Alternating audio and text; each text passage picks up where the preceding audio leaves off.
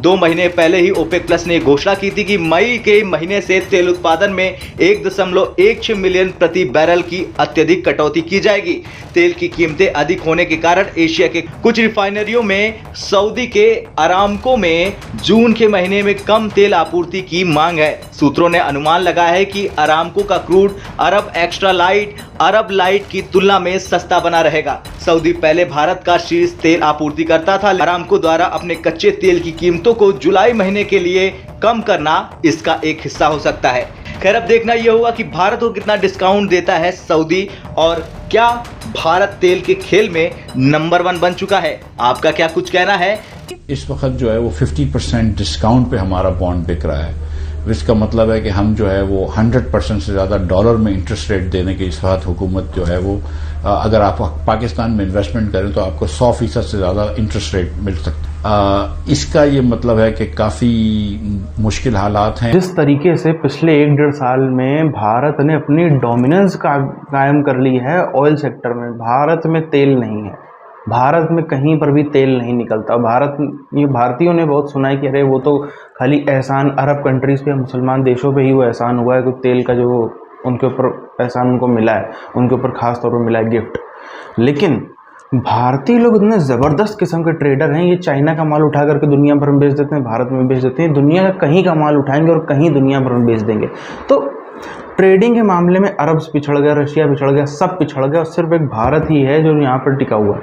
अब रशिया मतलब पूरे अरब के मामले में बात करें तो अरब के हाथों से इंडिया निकल गया, चाइना निकल गया, यूरोप निकल गया, बड़ी मार्केट्स निकल गई, और चाइना अपना रशिया से ले रहा है, इंडिया भी अपना रशिया से ले रहा है, इंडिया आगे यूरोप को बेच रहा है। ये सब चीज़ें देखते हुए आज मजबूरी बन गई है इन अरब देशों की, सऊदी अरब और बाकी सबकी, इनकी मजबूरी बन गई। इन्होंने बहुत कॉस्ट कटिंग करी, इसको कर देना तो उसको।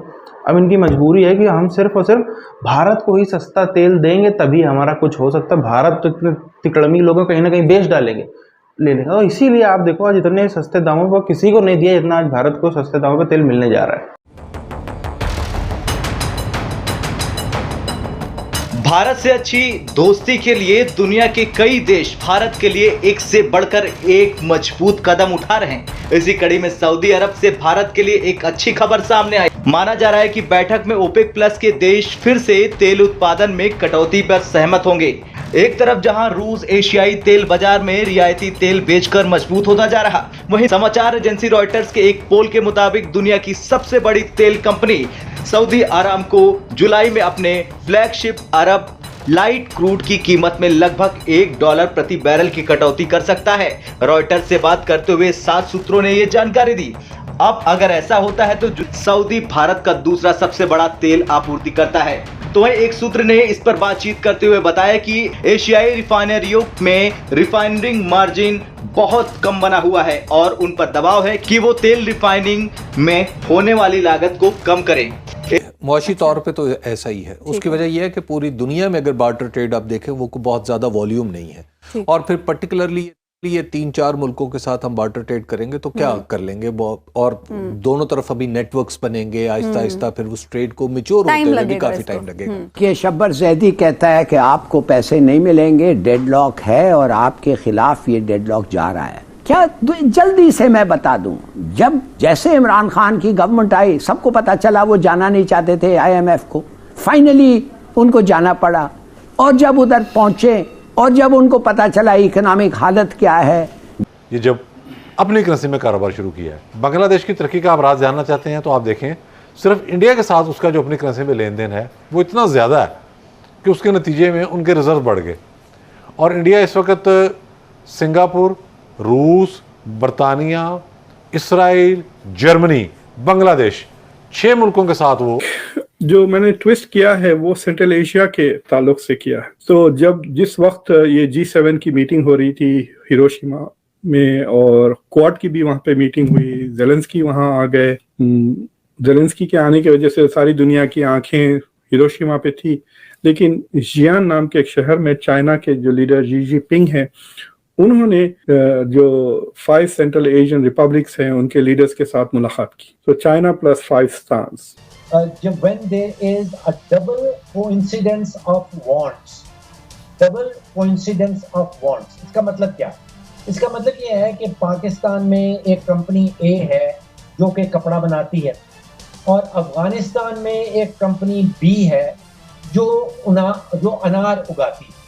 अब ये दोनों कंपनियां आपस में ट्रेड करना चाहती हैं, तो ये सिर्फ उस सूरत में हो सकता है जब जो कपड़ा बनाने वाली कंपनी पाकिस्तान में है वो चाहे कि मुझे अनार चाहिए। शायद वजारत ख़जाना जब से मैं छोड़ा है तो 6 महीने से कोशिश कर रही है और बातें कर रही है कि IMF हफ्ते में आ जाएगा, 2 हफ्ते में आ जाएगा। अब जब 6 महीने के अंदर 8 महीने में ये नाकाम हुए हैं, इनकी स्ट्रैटेजी फेल हो गई है, इनकी जब तो फिर अब ये कह रहे हैं कि वो गलती थी तो आप कर लेते। टीका लॉ पास करवा रहे थे जिसमें 5 साल का नॉन बेलेबल ऑफेंस था, तो ये सारे लॉज और साथ साथ जनरल बाजवा को लाइफ टाइम एक्सटेंशन ऑफर किसने की? इमरान खान साहब ने की। उनको 3 साल की मजीद एक्सटेंशन किसने दी? इमरान खान साहब ने दी। किस किस्म का इंप्रेशन आपने दिया है ये IMF टीम को?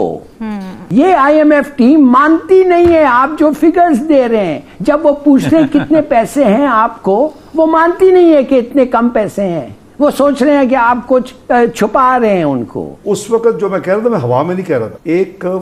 एक उसका फॉर्मूला टू कैलकुलेट का आपका रेट क्या होना चाहिए, that is real effective exchange rate, REER. उस वक्त दैट वाज 197। इमरान खान सही कह रहे, इलेक्शन करवा दें ताकि गवर्नमेंट जो भी आए, भले जिसकी भी आए, आपकी आए, जिसकी आए, वो 5 साल के लिए आए ताकि स्टेबिलिटी तो आए। तो हमें कोई इतराज नहीं, अक्टूबर में इलेक्शन होगा।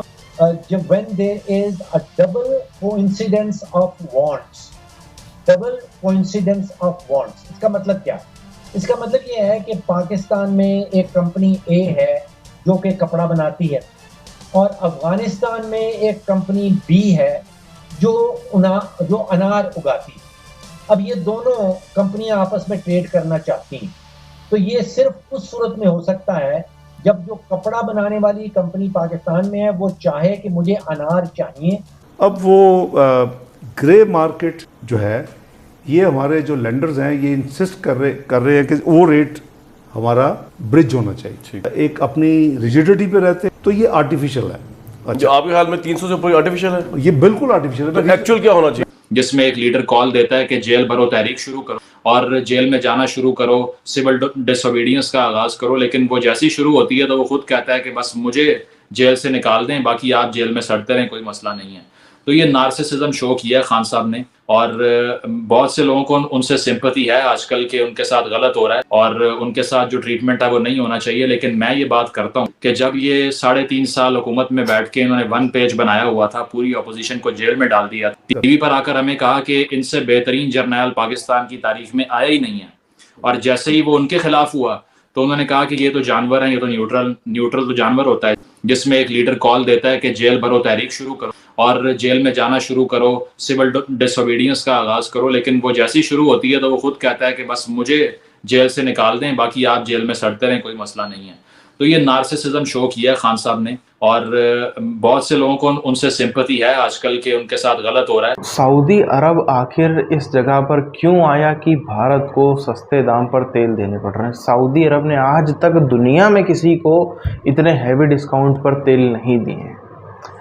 अब हमने देखा कोविड के बाद से पूरी की पूरी ऑयल इंडस्ट्री ख़त्म हो गई, और इसका आप अंदाज़ा कहाँ से लगा लो, इंडिया के अंदर ऑयल रिफाइनरी है जामनगर में अंबानी साहब की, वो कहते हैं कि अब मज़ा नहीं रहा, जिनके यहाँ पे तेल नहीं उग रहा है, जिनका पूरा जो उनका ग्रुप है रिलायंस ग्रुप, उसका एक बहुत छोटा हिस्सा डिपेंडेंट है ऑयल बिजनेस पे, वो भी ऑयल रिफाइनिंग बिजनेस पे। वो कहते हैं कि मुझको जो वो मज़ा नहीं रहा जो आज से 5-10 साल पहले था। तो फिर आप अंदाज़ा लगा लो, वो देश जिनकी पूरी इकोनॉमी तेल के ही भरोसे चल रही, तेल के अलावा कुछ नहीं है, वहाँ पे कितनी ज़्यादा हाई मची होगी। अंबानी साहब ने कहा कि अब जामनगर की जो रिफाइनरी उसको अगले 5 सालों में हम केमिकल्स के ऊपर शिफ्ट कर देंगे, क्योंकि पेट्रोल का इतना ज़्यादा रहेगा नहीं। अब कोविड के टाइम पे गाड़ियाँ रुकी, उसके बाद फिर ईवी आना आज बहुत, मैं देख रहा हूँ एक से एक Tier 2 Tier 3 सिटीज़ में जगह जगह पर जो है वो चार्जिंग स्टेशन आज लग रहे हैं। इलेक्ट्रिक व्हीकल बहुत जल्दी आपको 1-2 साल में आपको आधी गाड़ियाँ बहुत आराम से दिखने वाली, कम से कम बड़े शहरों में इलेक्ट्रिक व्हीकल्स की तो बड़ी तेज़ी से वो चीज़ तो आ रही। अब इन सब के बाद आप देखो पूरे एशिया भर में इतनी कंपनीज है। चाइना की अगर हम बात पूरे एशिया की बात करें ना, तो सबसे जो रिचेस्ट कंपनी है, जो सबसे बड़ी कंपनी है, वो चाइना की नहीं है, वो जापान की नहीं है, वो इंडिया की अडानी अंबानी कोई भी नहीं है, वो है सऊदी अरमको। और सऊदी अरमको ने भी अब, क्योंकि उनको पता चल गया कि ऑयल बिजनेस में इतना रहा नहीं है, वो कहीं एप्पल के शेयर खरीद रहे हैं, कहीं वो किसी और अमेज़ॉन में अपना स्टेक बढ़ा रहे हैं, कहीं वो किसी कंपनी में इन्वेस्ट कर रहे हैं। उनको भी पता है कि अपना बिजनेस डाइवर्सिफाई करने की ज़रूरत है, तेल के भरोसे लंबे समय तक रहेंगे नहीं, और वो जिस हिसाब से डाइवर्सिफाई कर रहे हैं उस हिसाब से वो चल भी जाएंगे। उसकी सऊदी अरमको बाद में बड़ी कंपनी रहेगी क्योंकि वो डाइवर्सिफाई अभी से अच्छा कर ले रहे हैं। तो बड़ी बात ये है कि जो अभी भी तेल तो अपनी गति से निकल रहा है, तेल तो ऐसा नहीं कि निकलना बहुत वो हो गया हो, तेल को ले कहाँ जाए? अब वो तेल को ले कहाँ जाए? यूरोप का कस्टमर जो है, यूरोप को इंडिया ने अपना कस्टमर बना सकता रखा है, जो कि रशिया से तेल इनको लेके बेच रहा है। चाइना भी उस तरफ जा रहा है, तो चाइना हो, इंडिया हो, यूरोप हो, बड़े मार्केट्स निकल गए सऊदी के हाथ से, बल्कि अरब्स के हाथों से। तो अब ये अरब्स जो हैं ये बड़ा ही मचल रहे हैं, और इनको पहला खिलाड़ी लग रहा है इसमें इंडिया। इंडिया के यहाँ पे तेल नहीं, उसके बाद भी वो इंडिया का सबसे बड़ा बन गया। वही तो इंडियन लोग जो है वो ट्रेडर बहुत ज़बरदस्त हैं। इंडियन लोग जो है वो माल चाइना से मंगा के यहाँ पे गली गली में बेच देते हैं, कहीं से माल उठा के कहीं बेच देंगे। तो ट्रेडिंग के मामले में आप इंडिया को पीछे नहीं कर सकते। तो वही आज जब ट्रेडिंग की बात आई है ना, जहाँ पे मैन्युफैक्चरिंग यानी कि तेल निकलना ज़रूरी नहीं है, तेल बेचना ज़रूरी है, वहाँ पे इंडिया ने आज कैसे बाजी मारी, तभी ये सब लोग अपने अपने ऑफर ज़बरदस्त लेकर के भारत के पास आ रहे हैं।